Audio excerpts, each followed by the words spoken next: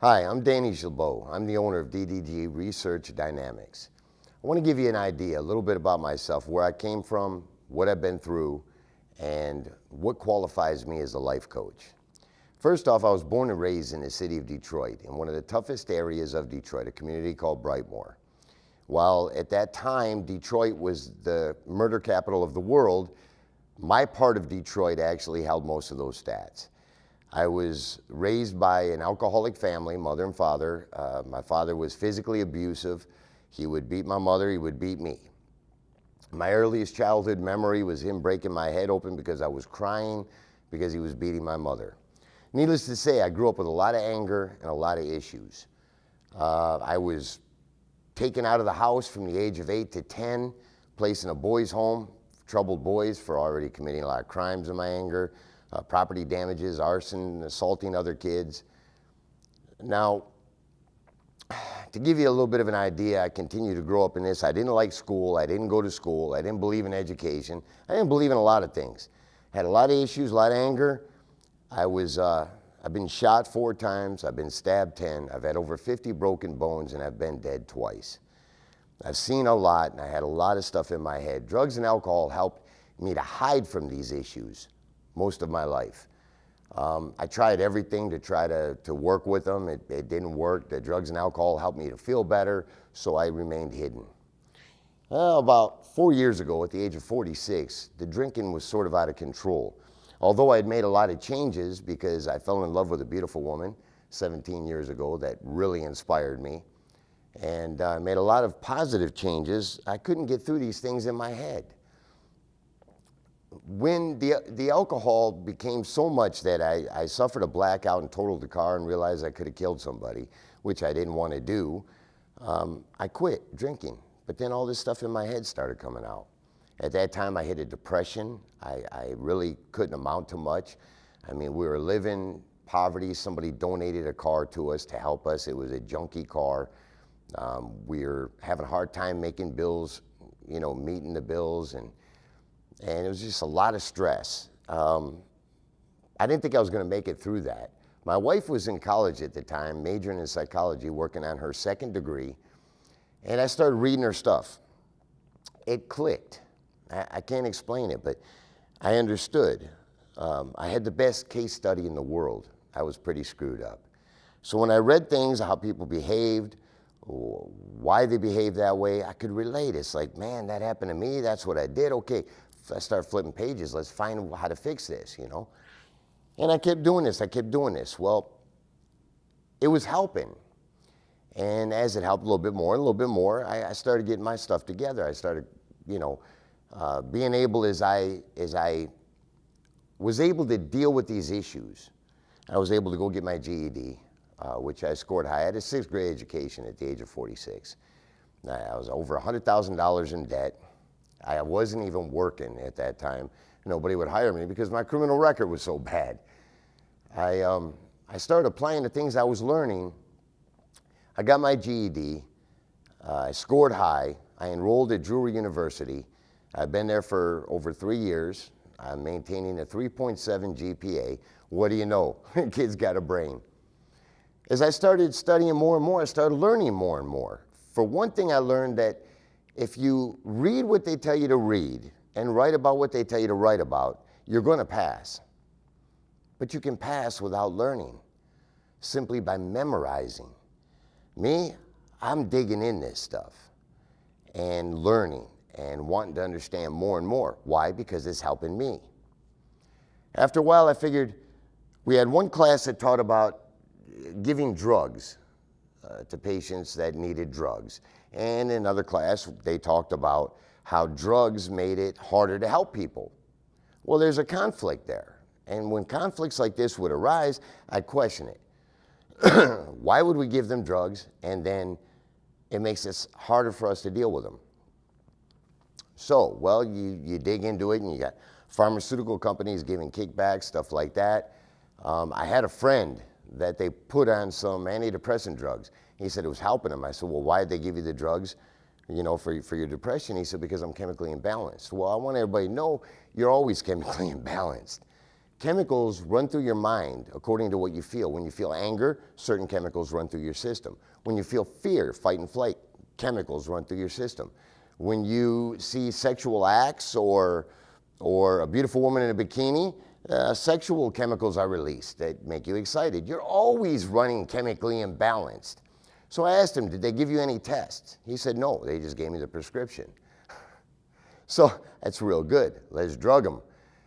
Now, during my time of study, I saw a video done by Dr. Martin Seligman, the founder of positive psychology, who stated psychology was not good enough today.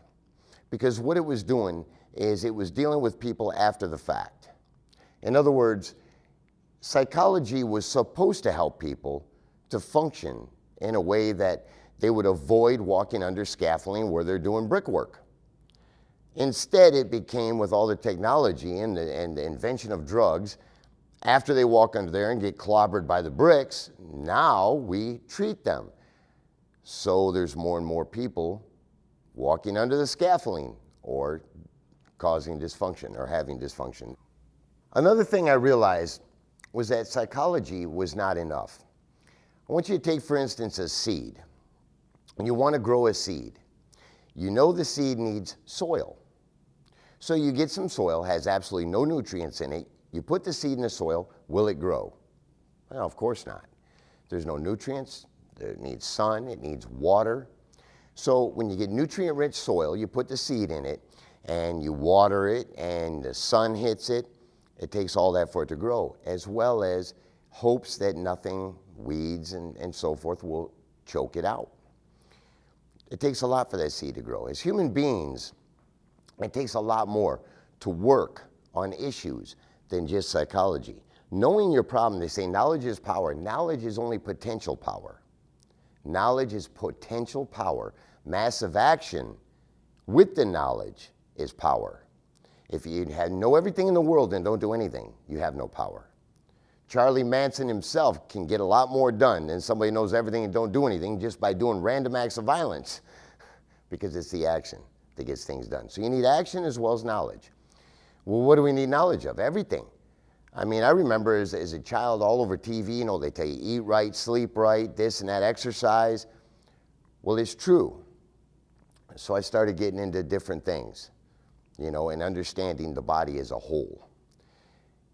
When you're too tired to think right, you're not going to be able to cure some problems that you have in thinking. If you're malnourished, your brain is not going to function properly. So I started to study other sciences. And these are the sciences: biochemistry, cell biology, molecular biology, neurosociation, neuroscience, physiology, psychology. I mean, they're all going together. These are just a few, and I'm sure there's even more I'm going to get into. I can't stop. I'm like a sponge now. The more I learn, the more I understand. One of the things when I was going through some cell biology that I came to know that really amazed me was that when you look at the world itself, there's 7.5 billion people right now, currently on the face of the earth. 7.5 billion. But inside your body, there are over 50 trillion cells maintaining your health and your well-being. Now, these cells, if you would have asked me before I started to learn this stuff, what is a cell? I would have said, well, it's some kind of robot that your body produces that heals wounds, fights infections. What I've learned is that these cells are little living creatures. They're little miniature us's, if you will. They have receptors like we have ears, nose, mouth, feeling. They have receptors. They reproduce, they have intelligence, they share their intelligence. In fact, when you look at the evolutional way a baby is formed, it's amazing. The two cells come together, they share their intelligence, they take the best of both worlds, and they create a new DNA cell that is its own type. And these multiply and multiply, and they go off. Some build muscle, some build bone, some build tissue, some build skin. And before you know it, there's a life there. They're highly intelligent, they reproduce, they eat, they drink, they defecate. Everything we do, they do. So you look at 50 trillion of them make up our body to preserve, that's their world. The government for that world is right here. So in essence, we're not individuals, we're like a god over the world we call ourselves. The brain is the government. The cells will react according to what the brain feeds it. The brain feeds it according to the perception that we have. If our perception is negative, we're sending negative responses to these cells on a regular basis. If our perception is positive, we're sending positive vibes to these cells. These cells behave and react in ways according to what they're getting from our minds. But not just that. You think about nourishment. I said they eat and they drink. They need nourishment. When we put food in there, like fast food that they did a documentary on, that really isn't food, and if you tried to live on it, you probably won't. They can't eat properly. So what we put in our system is important too, because the function of these cells overall help our whole body. Now when I say there's 7.5 billion people in the world and there's over 50 trillion cells, most people's minds, the way the mind works is you take a billion, you take a trillion. You know a trillion is more than a billion, but you don't fathom exactly how much. It's like a trillion's more, but how much more? Let's measure it in seconds. 1 billion seconds is 31 years. It's a good portion of somebody's life. That's 1 billion. 1 billion seconds, 31 years. 1 trillion seconds, 31,000 years. That's a huge difference.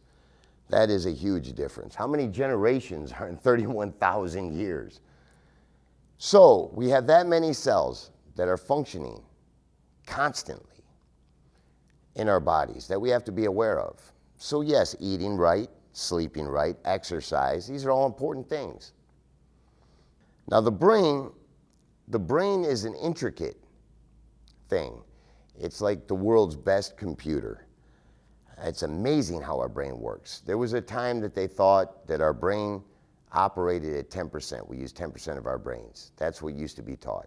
And people would say, well, what if we could use 100% of our brains? How much more could we do? The fact is, through the technology that they have today, they've realized we use 100% of our brains. Our brain, I'm not going to go through every function and every section of the brain because I've only got an hour, so I can only share so much with everybody. But the front of the brain is where our conscious mind works. The conscious mind is the focus we have. It's who I am. It's my dreams, my goals, my aspirations, my likes, my dislikes, is all in my consciousness. It's what I'm using to communicate right now, focus with. It's what you're focusing on to hear me speak. The back of the mind is the subconscious. Now the way the subconscious works is it stores files, constant files. The front of your mind can process roughly 40 to 60 bits of information per second. The subconscious mind records 40 million bits per second. Wow, what's the significance of that? When you open a newspaper and you focus and you read the words, your mind can only focus your consciousness on the words you're reading. However, your subconscious has already taken in every single word on that entire page and logged it into files in your mind. This is scientific fact, this is proven. So, we have so much information inside of our heads. We have to learn how to use this computer though. Neuroscience has done several tests and found that most people spend 95% of their day running on what's called default. In other words, random thoughts kicking forward into our day. We're driving down the street, random thoughts are hitting us, we're thinking about different things. We're doing this, we're doing that, we're working, we know how to do our job, we do it regularly, so we're thinking about different things as we're working. We only spend 5% of the day, on average, in our focused mind. That's our conscious state, who we are, what our dreams and goals are. We can go so much farther if we can spend 95% of the time focusing on the things that we want and desire and need to do, and only 5% on random thinking. I've learned to focus a lot more, and I'm telling you, there's so much more that can be accomplished in a day that I had no idea, and that's a fact. I have been going through this myself. I've been lab ratting myself, if you will, doing the test. This stuff works. It's gotten me excited. I realized that as things were working for me and things were improving in my life, I was calling friends up, man. I was telling them all about it, and it was helping them. And pretty soon I'm talking about, I got people calling me. And before I knew it, I'm at like 100% success rate because it's true. It works. That's when it kicked in. This is what I want to do. I saw a video, the world's #1 life coach, and it inspired me. And I have been following everything this man's teaching because he's learned all the sciences that I'm learning and then some. And I realized that people are lacking and they need help. I'm qualified because I've been through a lot and there's been a lot accomplished. Now, when we need to learn how to use the mind, we need to learn how to use the focus. We need to learn how to ask the right questions. How many times in your life when things have gone wrong have you said, why does this always happen to me? Why? Why does this happen to me? Your mind, the way it works, when your conscious state asks that question, your subconscious begins to pull files from your mind where you have all that information. And it'll tell you everywhere you fell in short. It'll pull files of every time somebody's insulted you. It'll come up with the answer because you're an idiot. That's why. This happens to you because you're a failure. And that becomes a mindset. I've learned to ask questions like, when something goes wrong, what's perfect about this situation? What can I learn from this? What can I do to make this better? Now, my mind goes back there and starts pulling these files because it's got all kinds of them. Everything we've ever seen, heard, watched is all there. So it pulls those files. All of a sudden, I'm achieving instead of just suffering through the rough times. What I've also learned through these sciences is that when we're asleep, we're in a state called delta. That's a sleep state. We're not dreaming, we're not thinking. In fact, if you try to listen to tapes while you're in the delta phase to teach you subconsciously, it doesn't even work because when you're in full delta, you're shut down.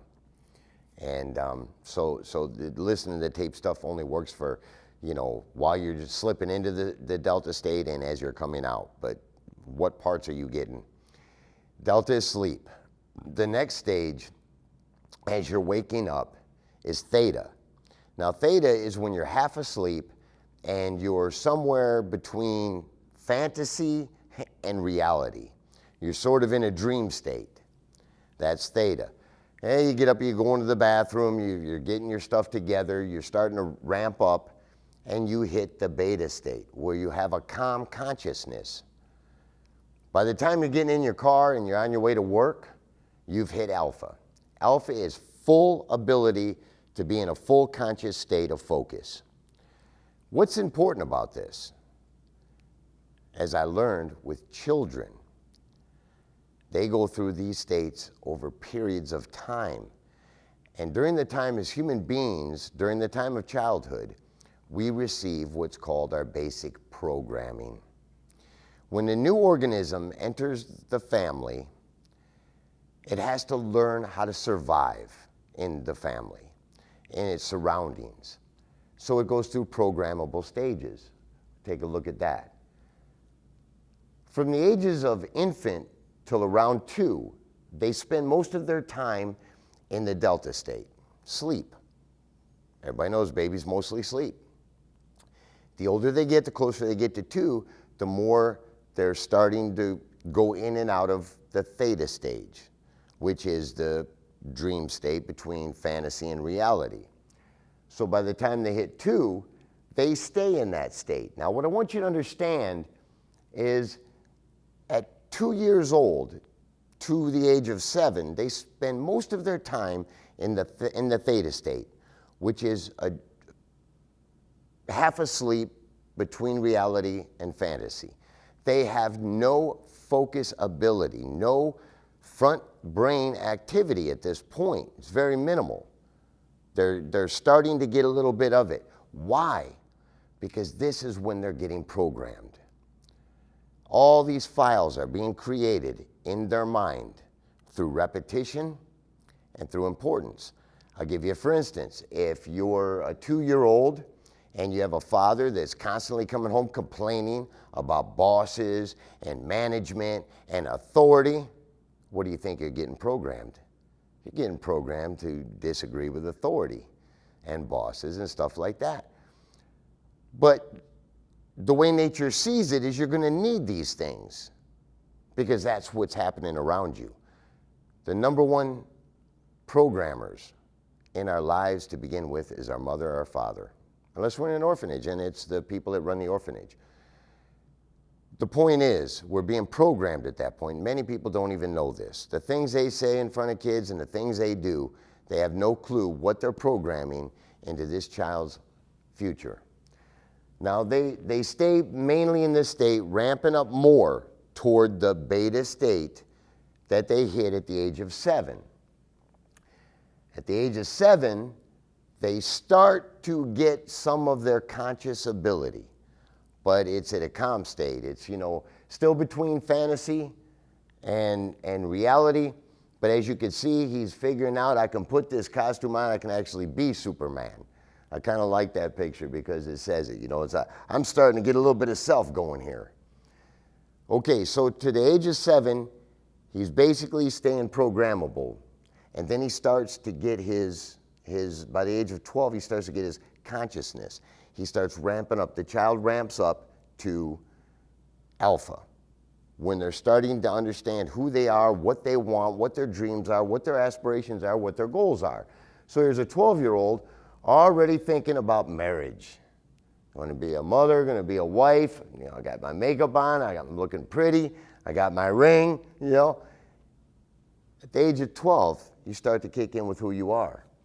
But all that programming's already been pretty much established. Now there's something that takes place in all of our lives. We have a thing called human needs. We have to meet these needs, regardless of who we are. And things hold us back. Our programming, things we've learned, things that have happened to us. For instance, if you really have a crush on a girl and she just totally obliterates your heart, shatters it, well, chances are you're going to feel pretty damaged and you're going to be sort of afraid to go up and talk to the next girl when you have feelings for her.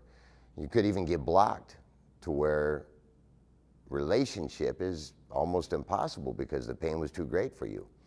So we're going to go into the human needs now. We know who we are. Our programming's been done, but we have these needs, these human needs that we all have to meet because we have to survive.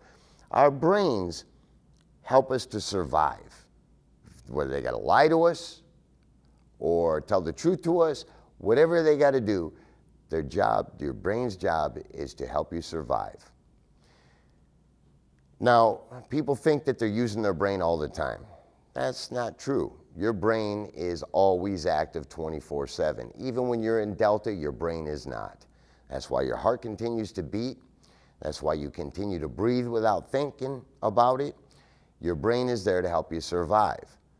We have these human needs. Your brain has to have you meet these human needs. Otherwise, you become hopeless, depressed, and no longer want to live. What are these needs? We start with certainty. Certainty is the same as safety. We have a need to be safe, to be secure, to be sheltered, to be unharmed. That's a major need. We all have it. But just as important as the need for certainty is the need for uncertainty. In fact, The quality of your life is going to be determined on how much uncertainty you're willing to accept. I'll give you for instance on that. If you're driving down the street and you see a car burning on fire, and you know there's people in the car and they can't get out, and you stop the car, and yes, you're afraid, your certainty is pretty much not going to be there because you don't know what's going to happen, if this thing is going to blow up or what, while you're trying to help these people. So you're completely uncertain as to what's going to happen, but you're helping these people. And you feel really good at the end if you succeed. You feel really good. They feel really good. The quality of your life has excelled based on the uncertainty you were willing to accept. Now, somebody that their main need is certainty and they can't seem to break beyond that, they'll drive right by and they won't help those people because they're not willing to accept uncertainty. Their quality of life, as soon as they drive by, decreases. Why? Because our brains know right and wrong. Our brains know the truth, and files are then being created. You turned your back on those kids and you kept going. You're not going to shake that file. It's always going to be there. So the quality of your life is going to be determined on how much uncertainty you're willing to accept. You had a broken heart, you want to take another shot at it. If I go up and ask this girl, she might reject me. Man, I'm kind of afraid of rejection. Or I'm not afraid of rejection, everything will be fine, but she might break my heart like the last one did, and I don't want that. Again, you have to accept the uncertainty with a balance as well as certainty. It took me 4 marriages to get it right. You just don't give up. So we need certainty and we need uncertainty. Well, another need is loving connection. I was just kind of talking about that. We all have a need to connect with others. In fact, we're made for it. Like the cells that make up our body, they all work together in perfect harmony, sustaining us, sharing intelligence with each other. This is what we're supposed to do. This is what we're made for. This is how we're created by the very beings inside of us. Acting this way, this is how we're supposed to behave with each other. To connect, to share intelligence, to share love. These are needs. But let's say we're blocked. We had our heart broke. We've been programmed as children because maybe mom raised us and she spoke bad about relationships all the time, or dad raised us and women are just no good. Women are no good, whatever the case is. And we don't want no part of that love. We can't. We're afraid. Connection through sex is the closest you can get to love without having to enter uncertainty because you want to stay safe. Now, ignorant people refer to somebody that's promiscuous as a whore. As far as I'm concerned, after learning things I've learned, there shouldn't even be such a word, much less a judgment. People get blocked for whatever reasons, and they need to meet this need to survive. They don't know why, because they're not being taught these things. I know I wasn't. You don't know why. You just assume because you weren't taught those things, that's a whore. That person is doing nothing but trying to survive. That's all they're doing, trying to survive and not knowing how to deal with it. A lot of these people that are promiscuous at one point in their life, if they do get the good fortune of entering into a relationship where they can give and receive love, they're no longer promiscuous. Why? Because ultimately that's what they want. So, this is a problem with society too. Another one of our needs is significance. We all have to feel important. We all have to feel special. We all have to feel different. Now, some people find significance by complaining. You ever meet those people, they have nothing but problems. Every time you talk to them, well, you know, my car's acting up, and then the wife is still, you know, ragging on me, and that's all they do, and they never get anything better, make anything better. They want you to constantly give them attention and make them feel better. That's how they're gaining their significance. Or violence.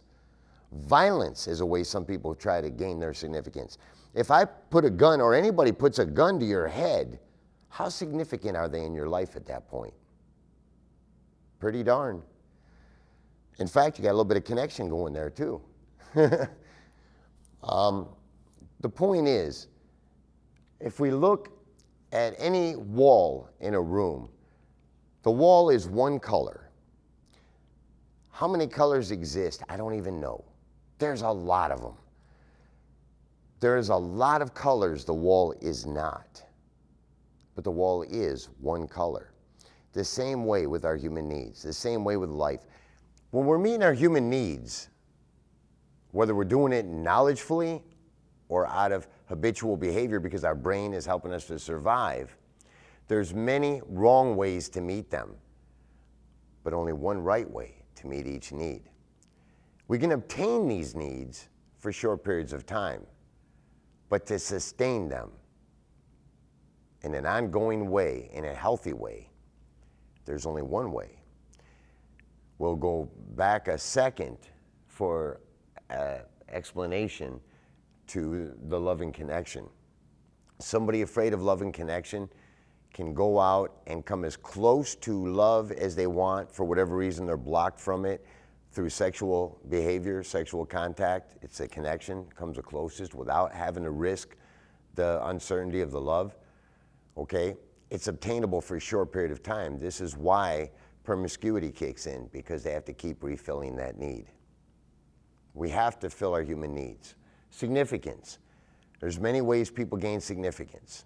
People go to college, they get degrees. As I stated earlier, it doesn't take much to pass college. It really does. I've learned this. You just read what they tell you to read, and you write what they tell you to write, and if you do a decent job, you're going to pass. Memorization. A lot of times what I've seen in other students, and I'm just being honest, is the notes of the professors are passed to the notes of the students without passing through the brains of either one. I always go above and beyond. I'm digging, I'm learning, I'm wanting to understand it, I'm wanting to feel it. I put it into practice in my life. And if it works, awesome, I hold on to it and I share it. If it doesn't, I throw it away. Significance can be achieved in many ways. It can be achieved by a degree on a wall. I've got this degree, I'm significant. Putting a gun to somebody's head. They become very significant at that point in time. Very significant in your life. The thing with the human needs is that whenever we're meeting at least three or more of these 6 human needs, we become addicted, whether we're meeting them in the right way or the wrong way. It doesn't matter. Anytime we meet more than one at a time in any action, it becomes addictive behavior. Now these 4 needs, certainty, uncertainty, love and connection, and significance, are 4 of the main needs. Now these are not in order. Everybody has one need that they hold above the others. Some people want safety more than anything and they're afraid to leave the house. Some people want uncertainty and they're jumping out of airplanes and adrenaline freaks, and some people want love and connection more than anything. Some people want significance more than any of it. We have to understand each person's individual needs and main needs, patterns and stuff like that. That's where Life Coach kicks in. My job is to find out why you're doing the things you're doing and not achieving the things you want to achieve, and then straighten it out, because it works. These 4 needs are the main needs of the human being. The next 2 are spiritual. They can only be truly met if these 4 needs are being met in the right way. If they're not being met in the right way, you'll never kick into these last 2 needs. And there's going to be a hole in you somewhere constantly. One of these is growth. We need to constantly be growing, learning all the time. Why? Because it's limitless. The more I learn, the more I understand, the more I know, the more I can put into action, the more I can help others. We're all supposed to operate like the cells in our body, sharing intelligence, preserving the world we live in, and healing any damage that occurs. So we grow. We grow in order to contribute beyond self. Altruism. We were made for it. We were made to share with each other. It's like the cells of our body, to work with each other. If I've got 1x intelligence, and there's a room of 30 people with 30x intelligence, and we share it with each other, do you see how that works? We're so disconnected nowadays, it's not even funny. We're losing these truths, and we're going for faith-based BS. We're going for negativity separation. I watched at a pizza place, I went to go get a pizza, and I watched this young couple. Young boy came to visit his girlfriend during her break, and she came out, and they sat down at the table. I'm waiting in the car for my pizza, listening to radio. And they both sat there texting other people and not even talking, not holding hands, not kissing. And I looked over and I thought, wow, total disconnection, man. If I was going to see my girlfriend when I was young at work, we'd have been entwined in kisses. My arms and hands have been all over. Can't wait to see you after work. I thought, how sad. We're slipping more and more. So I want to explain something about your mental lifeblood. It's your focus. Your focus is the most important thing in your life. As I stated earlier, neuroscience has proven through their studies that most people spend 95% of their day in default mode with random thoughts from their subconscious being thrown into their conscious state. And once again, the conscious state, the front of your brain, what I'm using right now to speak, what you're using right now to hear me, is who I am. It carries my identity. My subconscious don't know time, it doesn't know dreams, it doesn't know anything. All it does is keep files regularly, constantly accumulating files. It's an information center. Me, I live in the front of my brain. Who I am, what I want, what I'm striving to do, feel. People only spending 5% on average in this mode. And that is slowing us down rapidly. I'm learning to flip it and focus more. Focus is your lifeblood. It holds your emotions, everything. When somebody wants your attention and they come to you and they say, hey, can I speak to you for a second? They're asking you for lifeblood. They're asking for your attention, for your intelligence, for your emotion, for your focus. And you can only focus on one thing at a time. You can't focus on two things. Your conscious state is not capable of splitting focus. So your lifeblood is going into whatever that person wants. Now, if you've got a lot of people wanting a lot of things from you all day long, phones ringing, people knocking at the door, everybody wants your lifeblood, your focus, your attention, your feelings, your emotions, and you're going up and down, and when you get away from that, you're spending your time in random thoughts. Because why? You need a break. I need a rest. Man, everybody's driving me nuts. And you wonder why you're not getting as much accomplished as you wanted. Everything has to have a purpose for me to give my lifeblood. I'm learning to spend more time in my focused, conscious state of who I am than I do in random thinking. I've learned tools to stop random thoughts, to even switch emotions. It's funny, emotions don't come to us, we go to them. There was a golf vet that I was working with, and he had PTSD, and they had him medicated, and the medication is obviously bad stuff. And let me just take a brief second and tell you how bad medication is. If you look this up right now in the United States, the #1 killer, this is a fact, according to the American Medical Association Journal, the #1 killer in America is not cancer, it's not heart attacks, it's medicine. There are roughly 30,000 Americans dying every year because of prescription drugs, medicines, because they do so much negativity to you. They destroy your liver, they destroy your kidneys, they block chemicals from being released in your brain. There's people on antidepressants that can't have sex because it affects them that way. I mean, there's all kinds of issues. Ultimately, they're destroying people. Now, illegal drug users, there's only a couple thousand of them a year dying. That's it. Now, these are facts. So, he got off the medicines. He came to see me, and I was going to work with him, life coaching, changing his life. And when he told me he was off the medications, the PTSD was driving him crazy. I took him through a series of exercises and showed him immediately that he could choose what emotion to feel. A lot of people don't realize that. When you get an opportunity, I want you to do a self-test. When everything's quiet, I want you to go back in your mind. This shouldn't be hard. And I want you to pick out the worst thing that's ever happened to you. The worst. And it's going to be there. It's an important file. You'll find it quickly. Now, what I want you to do is close your eyes and move into that time, whatever that bad experience was. I want you to move into it, and I want you to really pay attention to every detail you can in your memory. I want you to see the color of things around you, the details of what was there, how you felt, smells maybe that you smelled, things that you heard. I want you to live it. What you're going to do is you're going to notice that negative emotion welling up in you.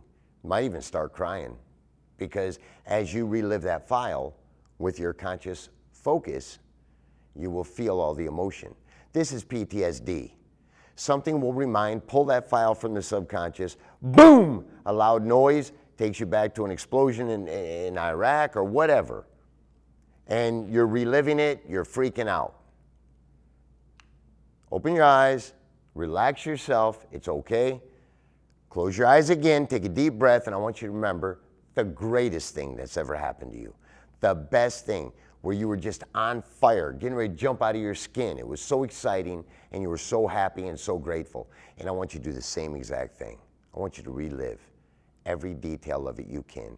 Feelings, noises, everything. Thoughts, and you'll find yourself smiling, maybe even crying out of joy. This has never failed. Everybody that takes these and really truly puts this to a test will find they do in fact have control over what emotion they're going to feel and when. Had a guy ask me one time, what about when somebody you love dies? You don't have any control over that. That emotion comes to you. You can't go to it. Well, no, I disagree. Why do I disagree? The life I've lived. People died all around me as I was growing up. They died all around me. I seen friends murdered in front of me. Pretty dang emotional. But I buried it. I wouldn't go there. I didn't allow that emotion to come to me, because I had to keep going. That was part of life in the ghetto. That was how I lived. I couldn't let it run me down. I had things to do. I had to survive.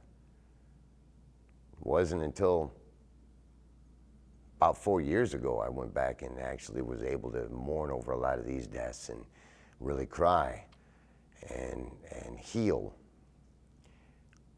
Emotion don't come to us. We go to emotion.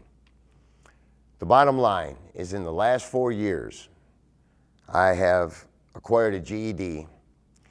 I have enrolled and am in my 3rd year of college, majoring in psychology, again with a 3.7 GPA. I have gotten over $100,000 in debt cleaned up. We've got a nice vehicle.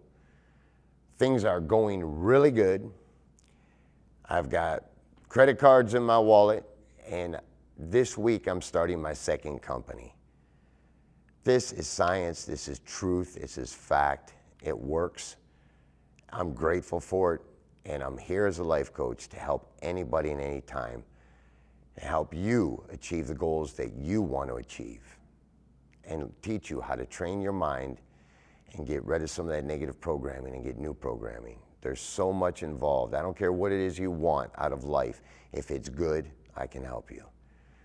You can reach me at DDG Research Dynamics at gmail.com. I have a Facebook, that you can look up, DDG Research Dynamics on Facebook. I've got PayPal set up. I deal with clients over Skype. Zoom. Zoom's a good program because you don't have to download it. I download it. I can invite you to it. I'm here if you need me. Stay tuned. There's going to be other videos coming. And I just want to thank everybody. I want to give a special thank you to my beautiful wife, without which I probably would have never became ambitious enough to change all the negative stuff in my life. But love can do a lot.